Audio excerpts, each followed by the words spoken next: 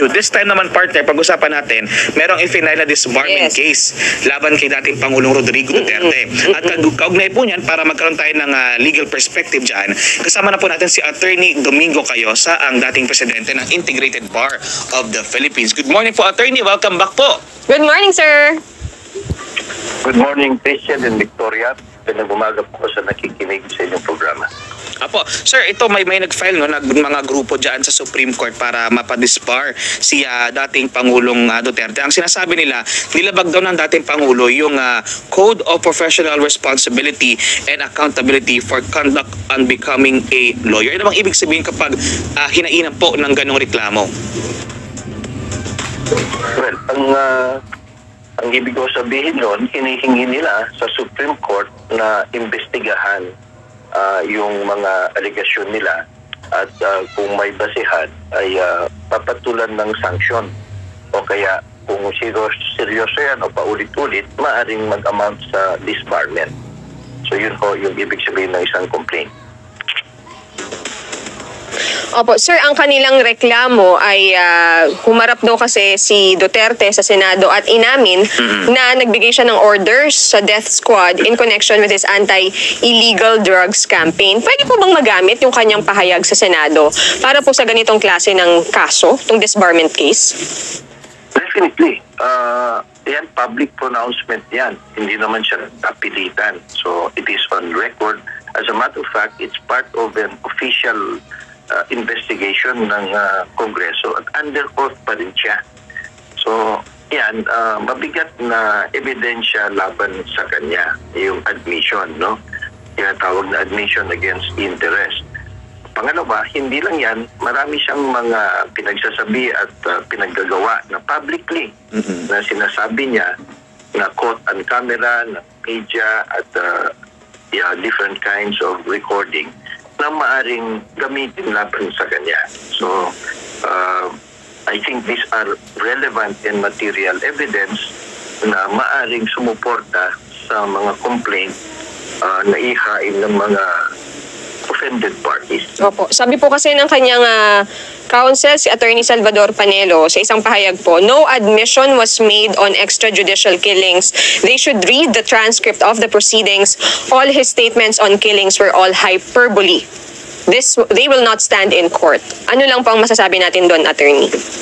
But yan ang kanyang opinion. But unfortunately, hindi naman siya, ako o kayo ang maghuhusga.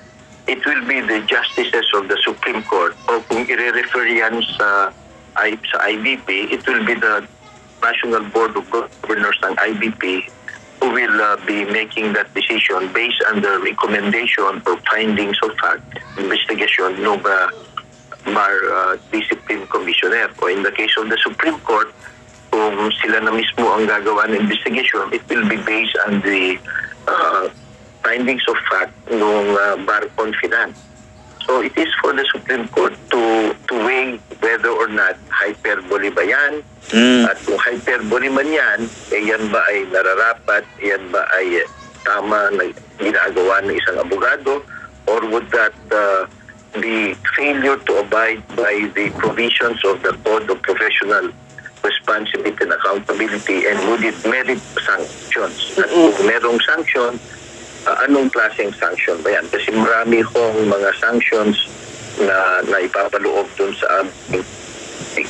At ang magpapasyan yan, yung Supreme Court at the end of the day.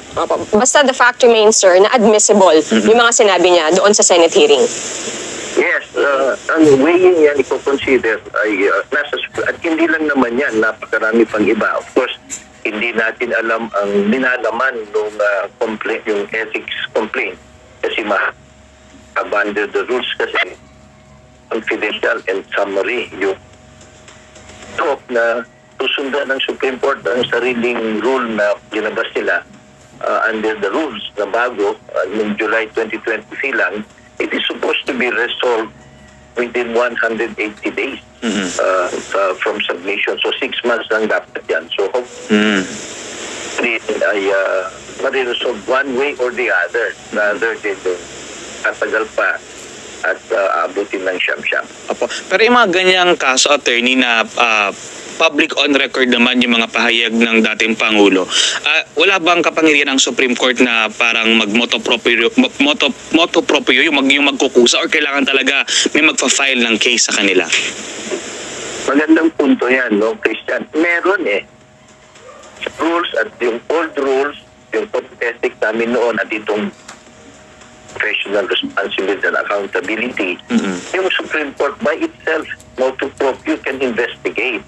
Yung IBP National Board of Governors can also by itself initiate an investigation. Hindi na kinakailangang maghintay ng private offender party o private complainant. Lalong-lalo na kung yung ginagawa ng isang abogado, lantad na lantad sa publiko, sa kabayanan. O kaya, scandalous na. So, meron po naman. But this time, mukhang hindi nila ginawang priority o sa tingin nila hindi mahalaga yan. Naghintay pa sila na may magpo-complain.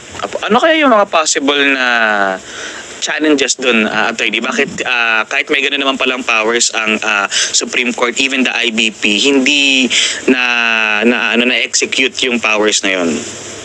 Well, siguro tingin nila hindi ito mahalaga o kaya hindi pa ito scandalous conduct. Pangalawa, sa tingin siguro nila marami silang ibang ginagawa na hindi ito priority. O kaya, aminin na natin, baka nai-intimidate sila. Sapagkat meron namang mga kaso ng mas maliliit na tao na by themselves, talagang pina-imbestiga nila. Ito kasi siyempre, presidente dati. So, nasa kapangyarihan. So, maaari, these are some of the possible reasons. It is better siguro tanungin nyo sa kanila kung bakit hindi nila motu proprio pina-imbestiga ito noon pa. Apo. And dahil, sir, ang disbarment case ay i-final sa Supreme Court, kapag nagdesisyon ng Supreme Court dyan, hindi na siya pwedeng i-apila? The final decision is always the Supreme Court. Dahil yung resulta ng investigation ng IBP at yung decision ng IBP Board of Governors kung guilty or not guilty, riniripasa pa yan. Recommendation yan sa Supreme Court. At the end of the day, the Supreme Court makes the decision.